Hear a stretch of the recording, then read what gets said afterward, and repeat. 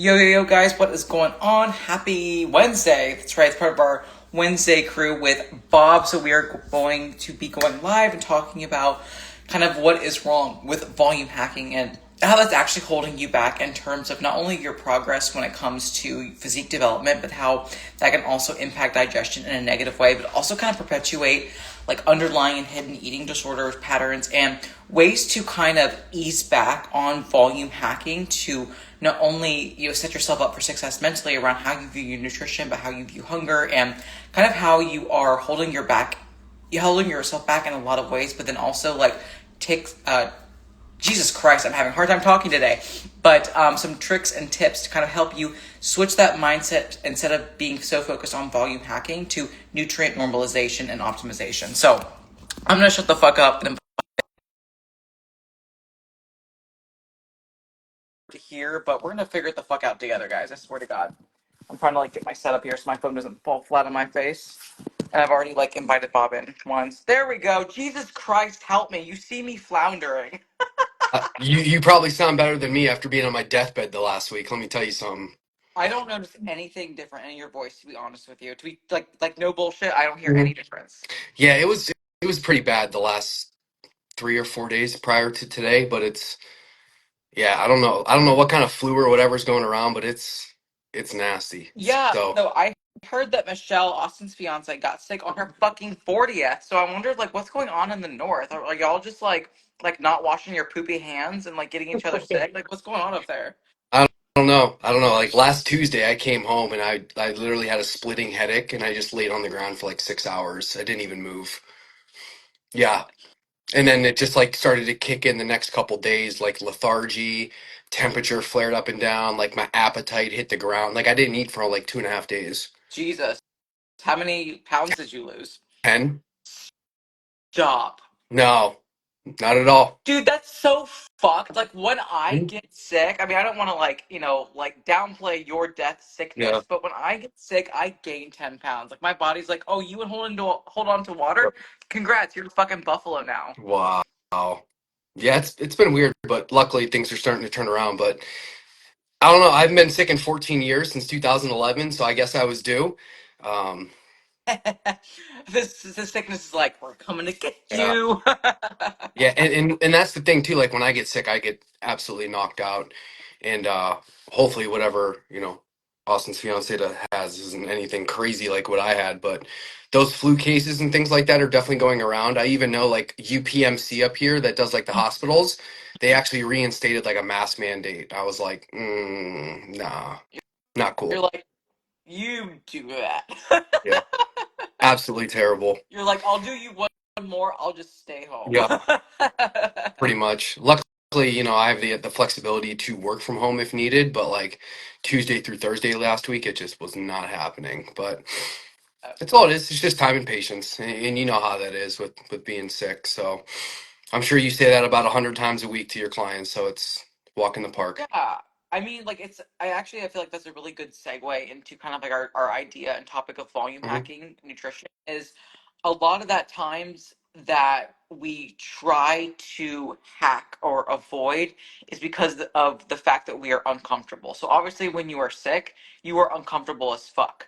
If you are experiencing hunger, whether in a dieting phase or contest prep, it is uncomfortable, right? Hmm. And so what do you try to do? You try to see how you can cheat the system or avoid this pain, this hunger, this humiliation that you feel. And in reality, when you try to avoid or run or mask these symptoms, what you're doing is it's kind of like a like pressure pot. Like you guys know, like if you guys like pressure cook something, how like the pressure builds and like for the most part it's safe, especially if you have like the pressure valve on correctly. But like if you don't, the thing's a fucking pressure bomb. And a lot of the times, what we notice is the pressure builds and builds and builds until it explodes. Because unlike the pressure cooker, as humans, we are not like these perfect machinery. We are human beings with a lot of complex processing and thought emotions. And if we don't know how to cope and deal, our bodies will cope and deal for us. And so when it comes to like the idea of like volume hacking, it is one, understanding why are we doing it? Are we trying to avoid hunger pains? Are we, you know scared to sit with a grumbly stomach? Do maybe we have childhood trauma where your next meal was not guaranteed? Or did you grow up with a family where, by God, you finished what's on your plate because I worked fucking hard to put dinner on the table? It's like Mhm. there's so many things beyond just like the feeling of hunger. A lot of it can also just stem with like a poor relationship with yourself and food. And I'm sure, like you, with your like eating disorders, that when you are hungry, it can be kind of an addiction on one way and a punishment. But then once you're kind of starting to heal that relationship and you're stuck feeling hungry, it's like super uncomfortable. So therefore it's like you want to avoid that. So what do? You break out like the cauliflower Mm. rice, you break out like the zucchini oats. And Get to out. some people, like it can be okay. And what I mean by that is like, again, what's the context? What's the intention? Kind of like we chatted about last week. It's like, well, if someone wants to, like, let's say they're morbidly obese and they're trying to incorporate more vegetables, I have no problem with them like eating spaghetti squash because they're trying to eat more vegetables. But if you're someone with especially a gut issue that you look 6 months pregnant, yet you're lean everywhere else and you're so scared of being hungry that you're eating zucchini squash, you're eating cauliflower oats, like you're eating all of this fucking food to feel full, you're not really actually feeling full. You're just perpetuating the storm that's coming for Yep. you. Yeah, and I think what I like to do is like when situations like this come up, I like to make T charts because I taught accounting when I did my student teaching way back in the day, right? What's the good and what's the bad between volume eating, right? We're satisfying cravings, nutrient rich foods. It can help weight loss, right? Like you see a lot of people that go into the volume eating, they're trying to lose weight, chase a smaller number. And Mm-hmm. yes, it can help because you're putting caloric dense foods with vegetables, which are lower caloric dense foods, and it fills you up. But at the same time, you limit those processed foods, which a lot of people struggle with in this day and age with convenience foods. So you're bridging the gap with a different source to try and get you from point A to point B to complete your goal.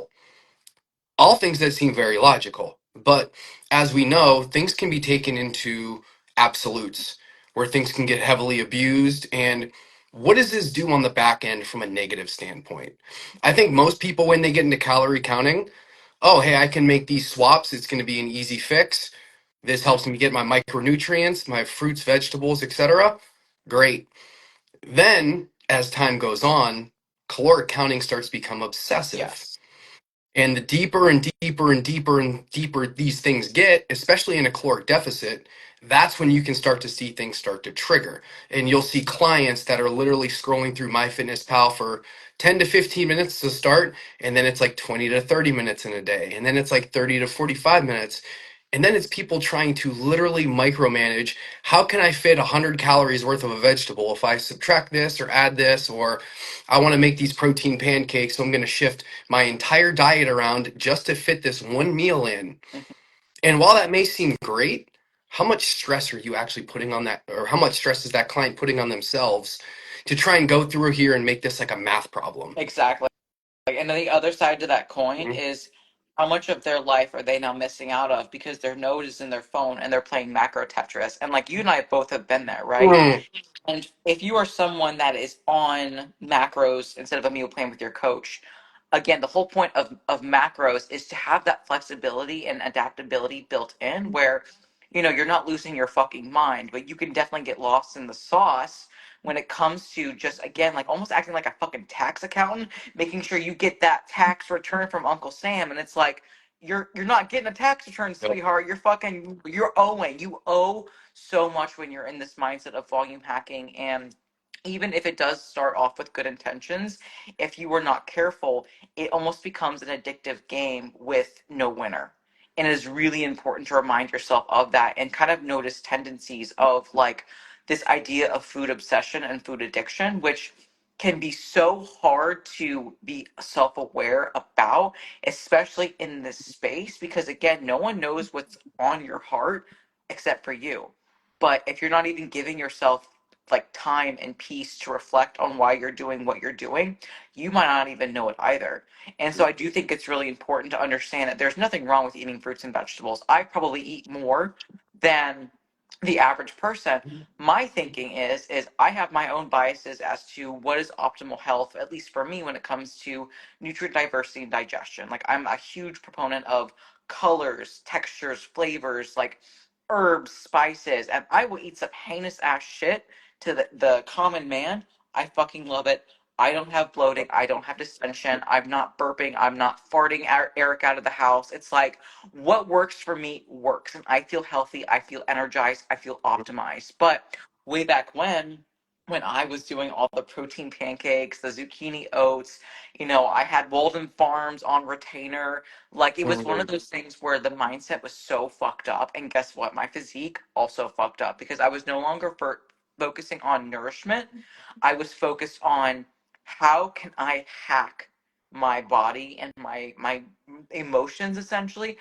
And I'm gonna tell you, fell straight on my face. It doesn't Yep, work. agree. Yeah, because when you look at the other side of the coin, right, you start to go into volume eating. What are you going to start to do? Eliminate food groups and different sources. And within those food groups and sources, what do we get? We get micronutrients. Micronutrients can then start to become obsolete. Then what happens? It weakens the immune system. We are in February. It is not the warmest of months outside. To dampen your immune system in a time where it's mostly attacked from this cold weather that, well, you're down south a little bit more than up north, but still, it's a catch 22 to really put yourself in the worst position possible. I know for me, this time of the year, on a daily basis, I probably eat close to you, 2 to 3 different vegetables at least a day, 2 to 3 different fruits a day. I'm not as crazy as you with the whole cinnamon gang, but I'm gonna leave that one up to you.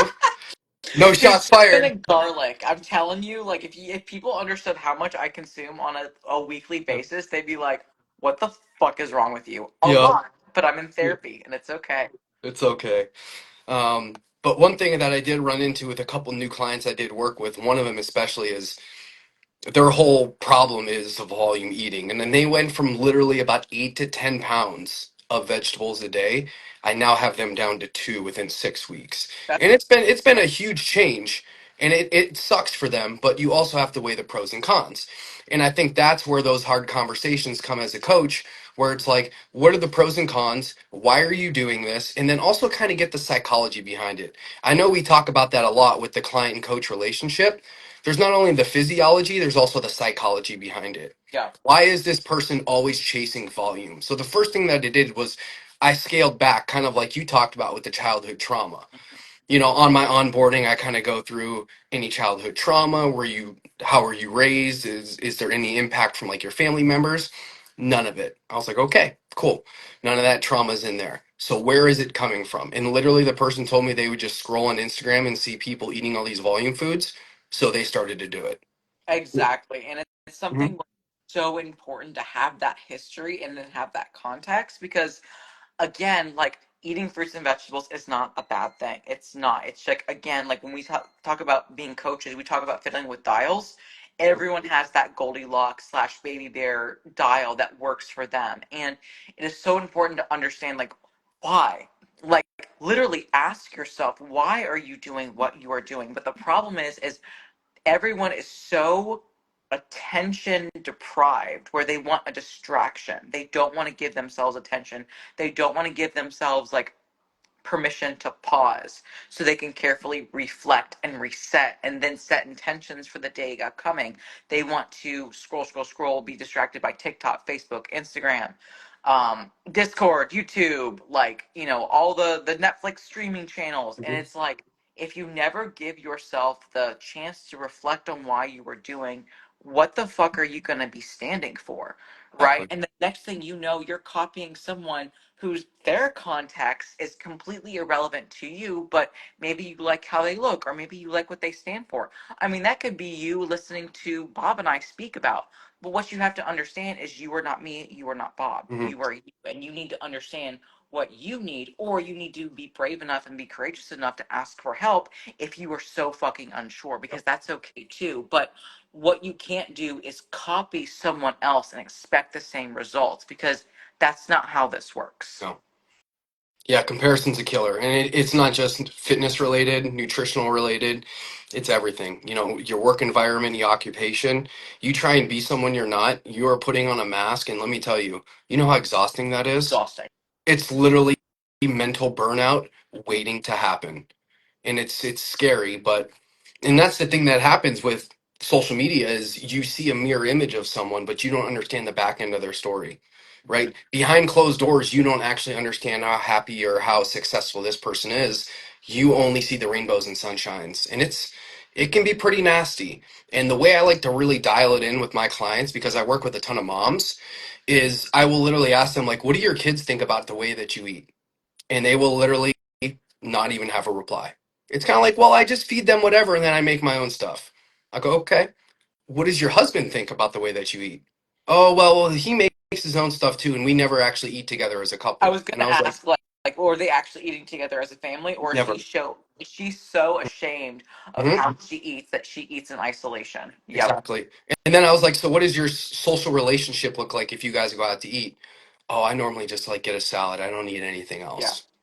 I was like, I think we have some boundaries here that need to be reestablished, right? And these programmed habits that have happened from over time for so long, it can literally get to the point where it's so destructive that as a coach, it's very hard to rewire that process. And it's hard to bring back flexibility because you have to literally change their entire eating habit and standard.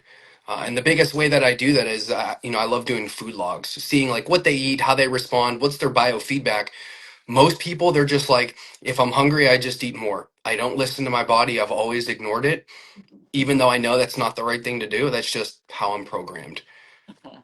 As Exactly. crazy as it sounds, it's kind of like, do you listen to what you're saying sometimes? And if you spin it back on them, they start to read what they write and they're like, that just doesn't sound right. And I think most people, if they don't put it on paper, it just goes in one ear and out the other. And they're kind of like, they're blind to their own problems, which is crazy to say, but they need someone else to actually validate what they're doing when in reality, they know it's the wrong thing to do. Hence, their reach for help. Exactly. And it's not only is it a blindness, but it's also like it's scary. It's driven in fear because like you're not proud of this. Like deep down you know that this is not right, but you don't know what to do and you're scared of yourself, right? You are just quite frankly scared of who you are, but you don't like it. And when you have to like again, it always goes back to why. Why are you doing what you are doing? What is the intention? What is the motive? Like what's the goal here? What are you trying to avoid? What are you actually trying to hack? And do you actually think it's working? Do you think you're doing a good job about it? Because if you take all of those questions that I just like rapid fired, you would think about, hmm, my mind is not in the best spot. Like I am doing this because I'm scared of something. Maybe it could be a deeply rooted thing that therapy would be ideal for. Maybe it is just a mindless habit that you picked up from your favorite shitfluencer that like you just need to fucking stop that shit. Like regardless of why you started, you need to reflect on that why. And then you need to ask yourself, what's the next step?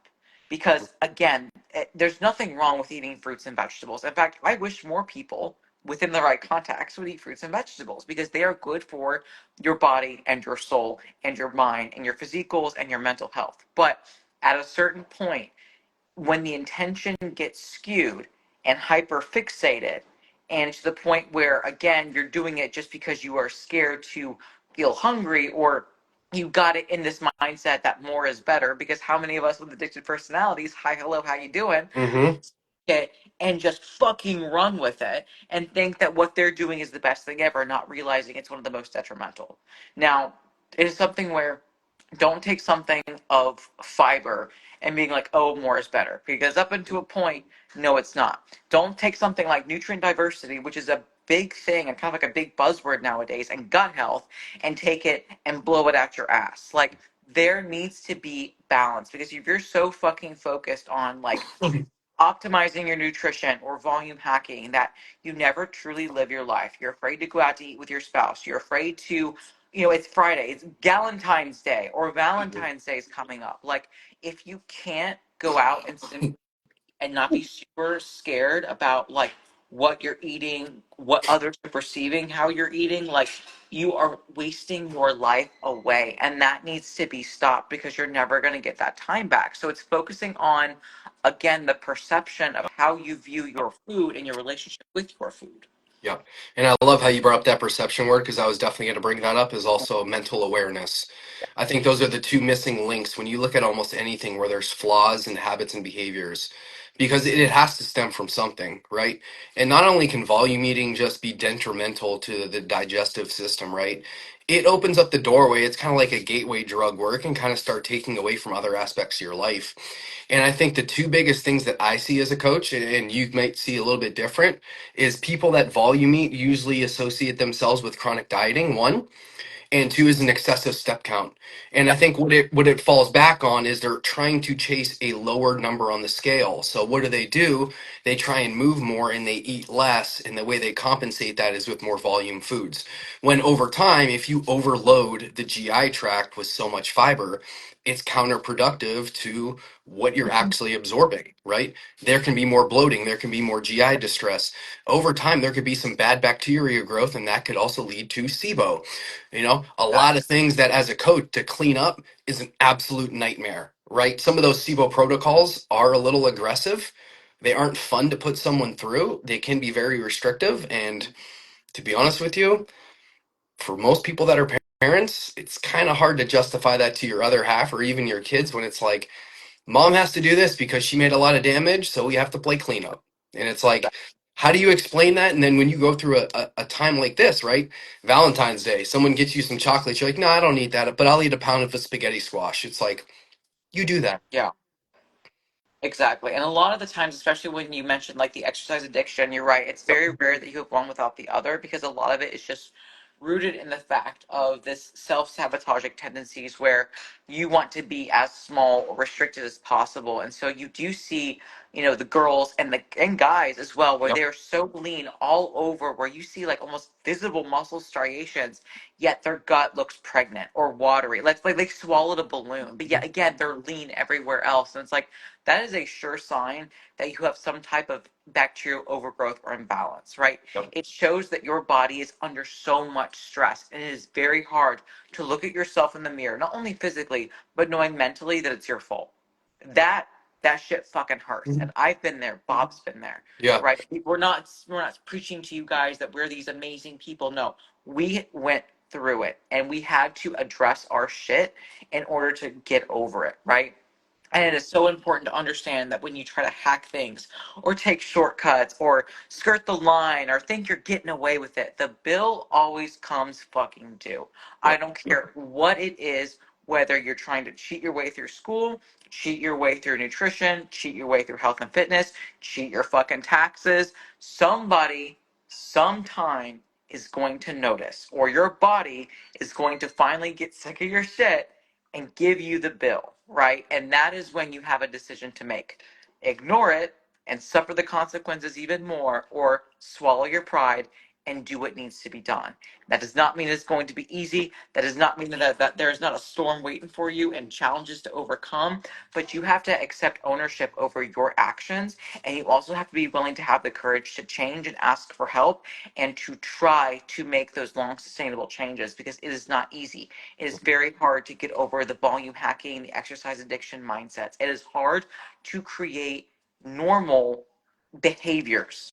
Hmm. But when you do, then you can finally start to thrive and actually make progress towards your end goal, whatever that may be. Yeah, and it's tough too because what do people classify as normal? It's such a subjective term, Sure. right? Just like disordered, what is disordered? It's a subjective term, right? We could look at 50 different people and line them up and say they're normal, they're disordered, but how do you really classify that, right? And I think that's the tough part is we understand the pros and cons of what volume eating can truly do to someone, but getting them out of that, right? Any habit, it could take 18 to over 250 plus days to break. So when you put that into perspective, when you work with someone, understanding that a timeline is something that you have to really remove because it's like you're not going to cure yourself of this in like 3 to 4 weeks. It's just not going to happen. And people start to get upset. They're like, "Oh, I'm trying to make these changes, then I get hungry, and I'm worrying I'm going to mess myself up." It's like you're not going to mess yourself up if you never actually put yourself through it, right? And I love how you wrote that. In order to get over something, you have to go through it.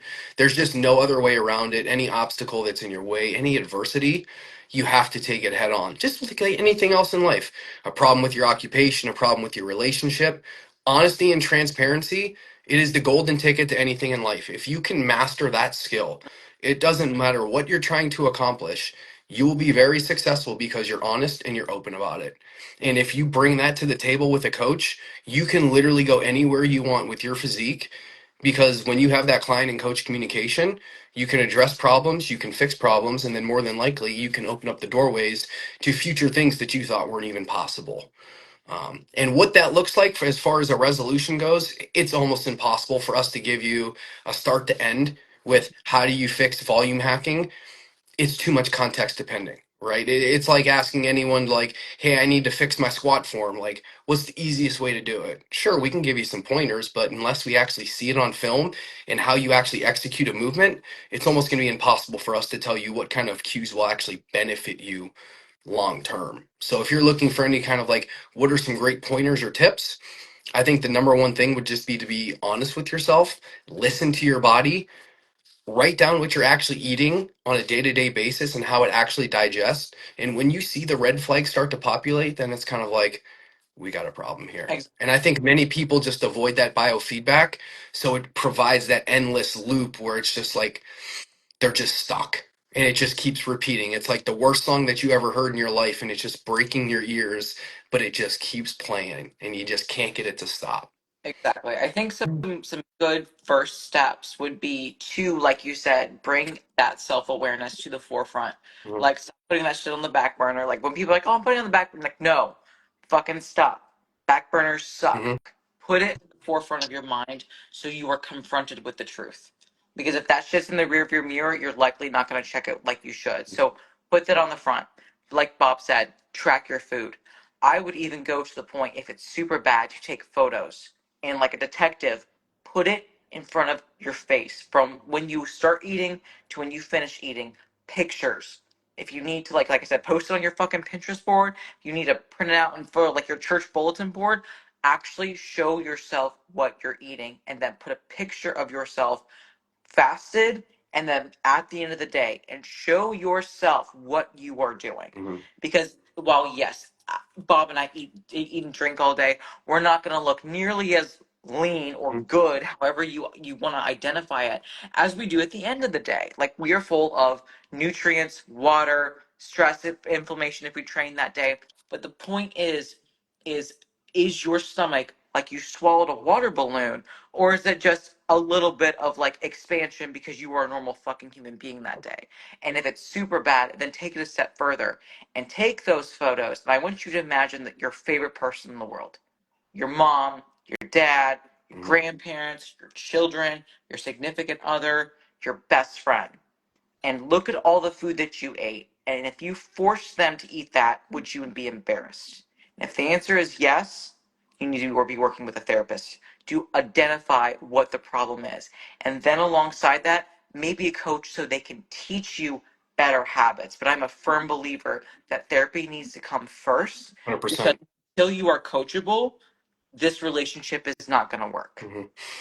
And I think that's the biggest problem is in nowadays is just, you know better than anyone that mental health is just, it's nowhere near where it's been, right? Just like relationship statuses and marriages, right? They're at an all-time high for divorces. It's just tough. It's just tough sledding. And then you get clients that don't have very good stress management skills. And then you also see it reflect into their time management and task management.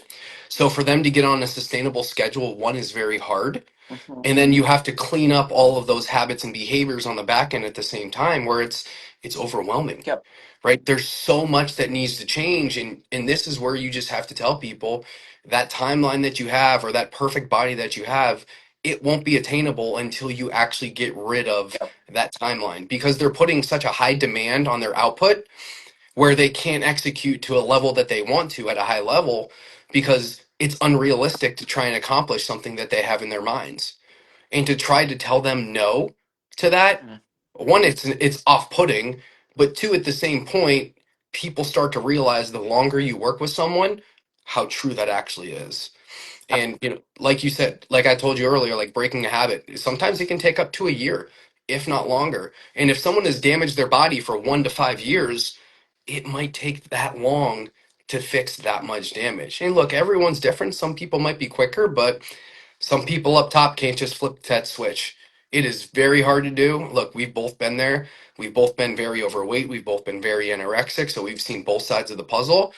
And how much we would love to take that time back and do things differently, you better believe it. But guess what? You can't change what was. You can only change what is. And that's today. So being present and savoring the moment and making the most of your time, I think a lot of people could definitely use that help from a professional, right? And then if they can start to correct the behaviors from there, then I think a coach can give them some very good nutritional standards to move forward with those practices.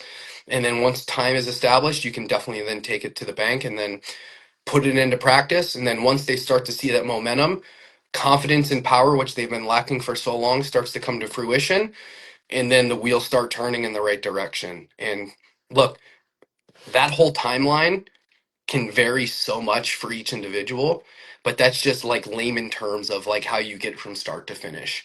And I think for people to see that in real time gives them perspective on what it can actually look like to fix a broken habit and turn it into an actual good habit and that's sustainable long term. And I think that's a very hard thing for people to swallow now is social eating, food balance, relationship, um, all those things. And look, that's something that it's probably taken me a decade to understand. Like I've never eaten out more in the last couple years than I have in the last like 15 years of my life.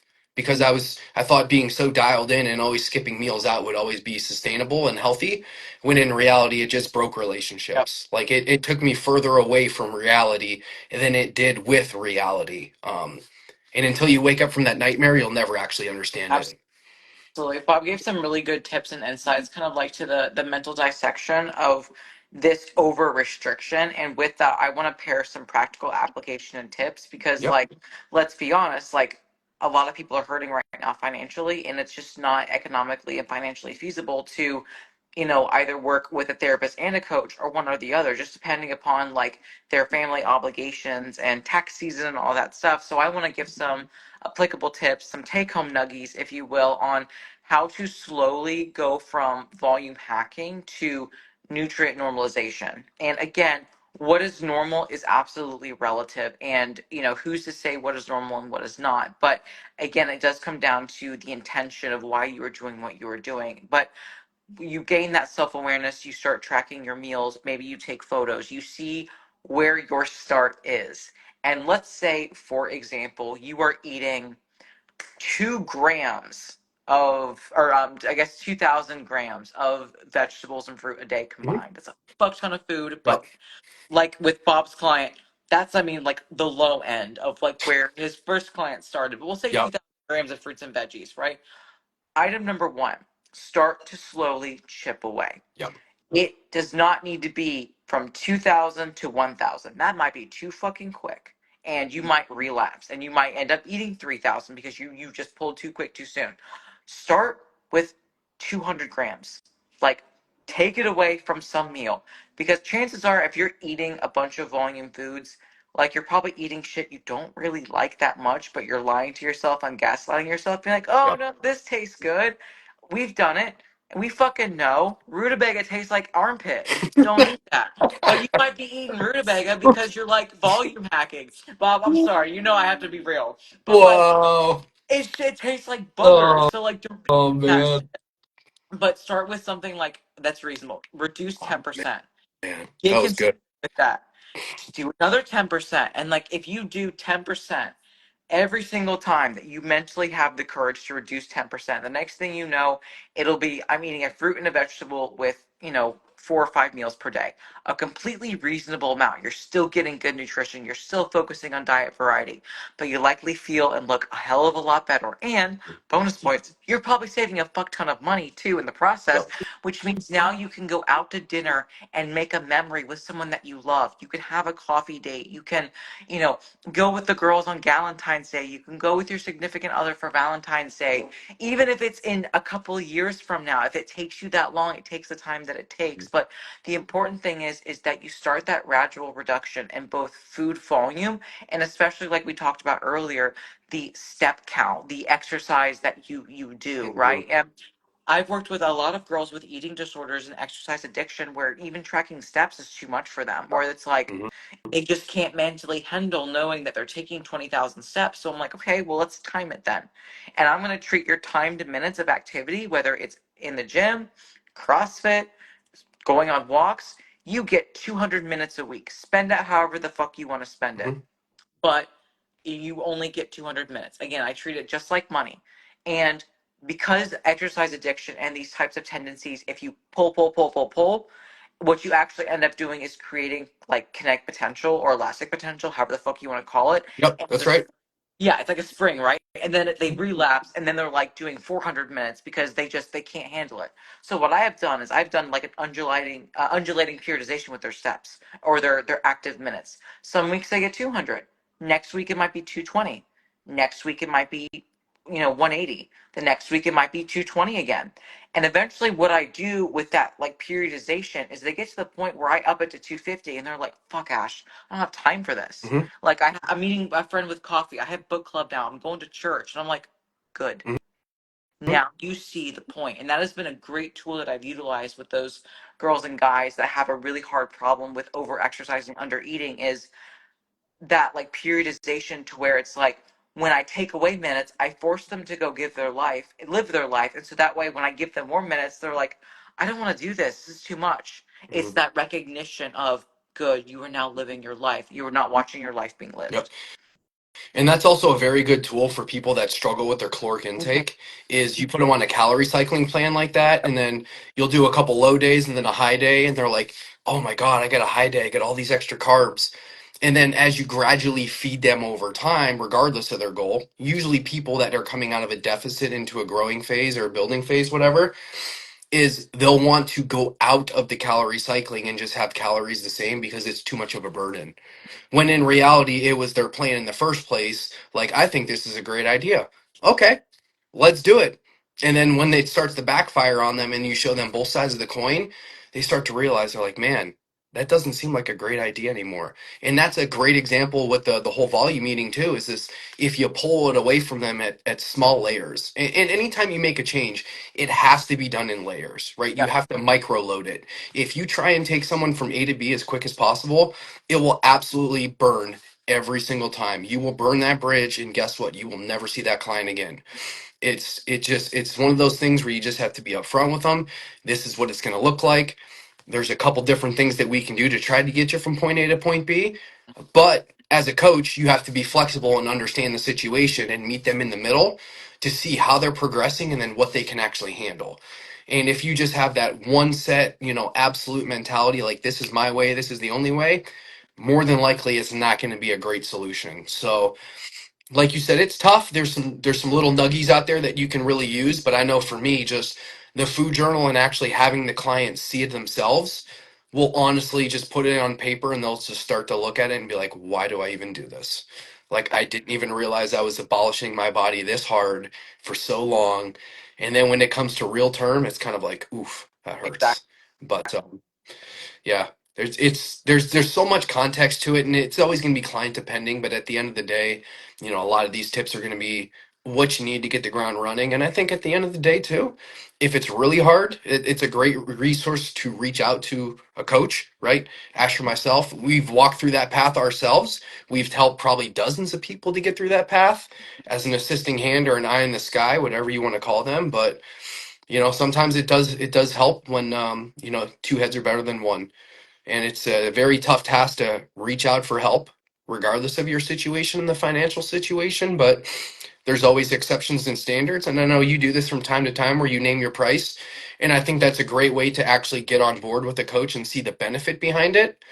And for me, I kind of stagnate my prices over the years, but if someone's looking for like a one-time plan, I know for you that's a very affordable thing. Just get the ground running, just get some assistance, and having that accountability will take you much further than trying to spin your wheels on your own when sometimes it can get very frustrating. So, Absolutely. It is one of those things when it comes to just like how you view your nutrition or even exercise, which we can have so many different segments, throughout the next Wednesdays of like this new year. But it is one of those things where it is so difficult to break Hmm. these habits, but it first starts with breaking down your mind, which is why again I cannot stress the importance of giving yourself permission to pause so you can reflect and like ask yourself the hard questions. Because a lot of these times when we have these like really obsessive food tendencies or these exercise addictions is they are coping mechanisms to how we view stress and how we view ourselves and how we view our world and our environment, and we're trying to literally fucking run away from it or eat our feelings. Because while yes, like when we eat we do have those like feel good feelings, and it's you're not even like feeling satiated at that point, you're just feeling overly full, so that way you don't have to think about hunger, which is one more like hard feeling that you have to feel. And again, you're just running away from your problems. And so it's important to understand like what are your real problems. Are you your biggest problem, and Hmm. how can you then be your biggest asset? Yeah. Because I know I can speak for Bob and I both when we were battling in the thick of our things is we were running from our fears of ourselves, right? Like we were running, we were avoiding, and shit, even I still do that, which is why again I'm actively working with a therapist, because there are still things that I do that I know that I'm doing when I'm lucid. But when I'm not lucid, when I'm in the shit, when I'm spiraling, when I'm catastrophizing, ruminating, all of the things that is very apparent with like anxiety, OCD, like I need help to understand why I'm doing what I'm doing so then Hmm. I can learn to actually help myself. And that is the important thing of working with a qualified mental health professional even before working with a coach. So while yes, coaching is an absolutely phenomenal thing to add to your arsenal with your finances, it is something where in order to help yourself first and actually be able to be coachable, to get direction from someone that knows about health, nutrition, supplementation, yada yada yada, like you first have to like what is it like from Harry Potter? It's like broaden your mind. Like you have to broaden your mind first in order for your body to actually want to follow suit. Yeah. And I think that's the hard thing too, is a lot of us are narrow-minded. We just Yes. don't like change, right? And I think the number one thing that I tell a lot of my clients is people will gravitate towards the things that they're comfortable with instead of what's actually good for them. And until they actually put that into perspective, it does make a lot of sense, right? All humans cling on to comfort. There's probably a lot of things that I still do that I can change. And just like you with working with a therapist, there's many things that, an extra eye needs in order for you to be accountable and actually make those proper changes in your life from a long-term and sustainability standpoint, right? Especially being in a relationship with someone, living with someone, like they see the other side of the coin too. And if they point it out and you still can't break it, it's kind of like I'm at a loss right now. So but yeah, these are all phenomenal things. And look, this is something that I go over with my clients all the time. So this is an easily shareable reel that we're gonna kind of make here and have on our stories and our posts. So it's good information for people to just read over and actually digest. And I think just hearing it from someone else who's been through that experience and who has coached through that experience is quality information for them to help make that change. And even if they can't afford coaching, just having it there at their disposal is great the stuff for them to take that next step, and that's very important for anyone out there who's looking for good information. So Absolutely, I agree. I think that's a great note mhm. to end on. Obviously, we will be back not this up like not next Wednesday, but in 2 Wednesdays. So I feel like that's the end of The month. February. Yeah. Yeah, it's Hmm. going by quick. I love it. But guys, if you have any follow up questions, feel free to either comment on the Instagram, and then obviously when this gets uploaded to YouTube, because we are on YouTube now, we will actually have our own playlist, Bob and I, so that way you guys can always find our specific lives together on the YouTubes. And then obviously if you guys have any questions for either Bob or myself, our DMs are always open, whether you have questions over any of the lives that we have done or just general questions for ourselves, our history, our experience. We're happy to help you hop on a call, whatever you guys need. I'm happy to take requests as well or topics that you guys would like us to cover. And I think that's it. Any final thoughts, sir? No, collab it up so that way it's on our pages and that way it's visible at all times. So you know the drill. Sounds good. All right, guys. Thank you so much for your time this evening. Bob, sir, thank you so much for your time. I'm glad you're Always a feeling pleasure. better. And we'll catch Awesome. you in like 2 Wednesdays. Bye, Yep. guys. 2 weeks later.